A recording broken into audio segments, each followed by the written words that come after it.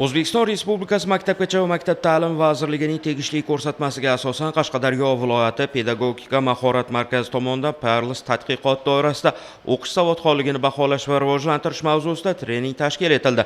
Treningda qatnashchilarga mamlakat ta'lim tizimining xalqaro baholash dasturlaridagi ishtirokining ahamiyati, xususan boshlang'ich ta'lim sifatini oshirishda Perlis tadqiqotida o'qish savodxonligi, matn bilan ishlash ko'nikmalariga alohida to'xtalib o'tildi.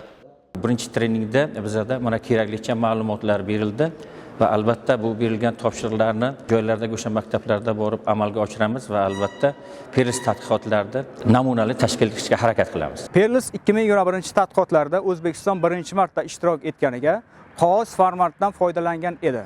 Joriy yil 2026-yil aprel-may oylarida bo'ladigan tadqiqotlarda esa O'zbekiston raqamli formatdan foydalangan holda ishtirok etadi. Demak, bundan asosiy o'quvchilarimiz raqamli vositalardan foydalangan holda o'qishni matnini va tushunish darajasini orttirib boradi.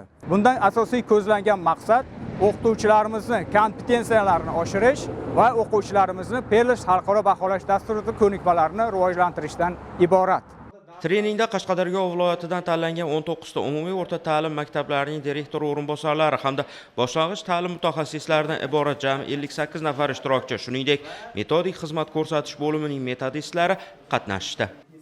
Qashqadaryo viloyati pedagogik mahorat markazida 3 kunlik o'quv seminar jarayonlariga start berildi. Avvalambor direktorlarning o'quv ishlari bo'yicha o'rinbosarlari hamda boshlang'ich sinf o'qituvchilariga metodik jihatdan tushunchalar berish hamda ushbu Perlis tadqiqotlarini formatlarini tushuntirishlardan iborat.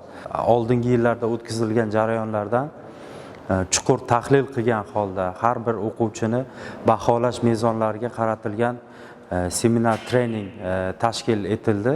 Ushbu seminarlar albatta kelgusida har bir bog'chada belgilangan 19 ta umumta'lim maktablarida doimiy ravishda nazoratda hamda chuqurlashtirilgan tarzda olib boriladi.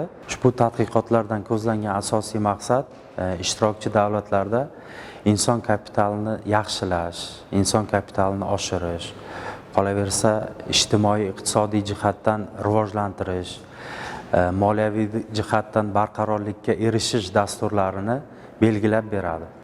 Mashg'ulotlar davomida Perlis tadqiqoti natijalari asosida shakllangan ilmiy-amaliy yondashuvlar o'quvchilarda o'qib tushunish ko'nikmalarini rivojlantirish usullari, shuningdek ochiq ravishda e'lon qilingan Perlis 2021 matnlarini ta'lim jarayonida samarali qo'llash test.avloniy.uz platformasidan foydalanish bo'yicha ko'nikmalar shakllantirildi hamda atroflicha muhokama qilindi. Seminar trening jarayonlarida Abdulla Avloniy nomidagi Pedagogika mahorat milliy instituti xalqaro tadqiqotlar markazi tadqiqot materiallarini tayyorlash bo'lim boshlig'i Abror To'ymurodov ishtirok etib, Perlis xalqaro tadqiqoti talablari hamda baholash mezonlari yuzasidan muhim tushunchalar berdi.